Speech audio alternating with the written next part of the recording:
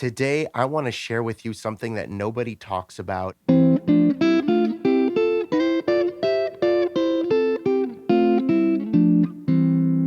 This is what I call the gospel scale. What the gospel scale is not used for is soloing, is for praise breaks, none of that.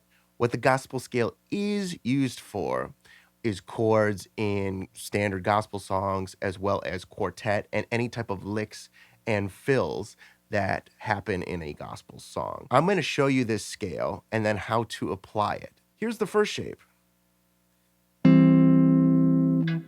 Second, third, fourth, and they're actually all the same chords. It's just inverting up and down the neck. 1, 2, 1, 2, 1, 2.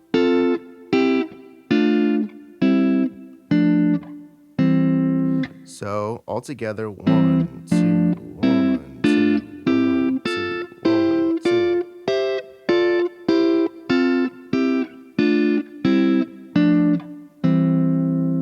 So now you can use the scale to come up with riffs.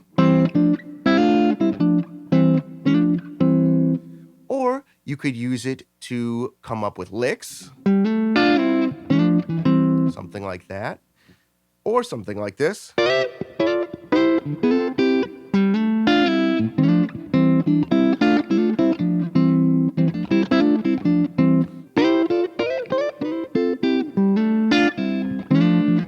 You've probably been listening to this type of music for a bit, or if you haven't, that's okay. The thing is, I want to give what you've been hearing in records a name and give it a way to be discussed, because to date, there's not really a way to discuss this. And today we're coining this scale the gospel scale. And again, it's not used for soloing per se. It's great for writing riffs or coming up with licks and ways to go about quartet and modern gospel songs. Let me know in the comments what songs this scale reminds you of.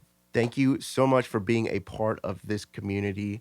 Would love to hear your thoughts, and I'll see you very soon.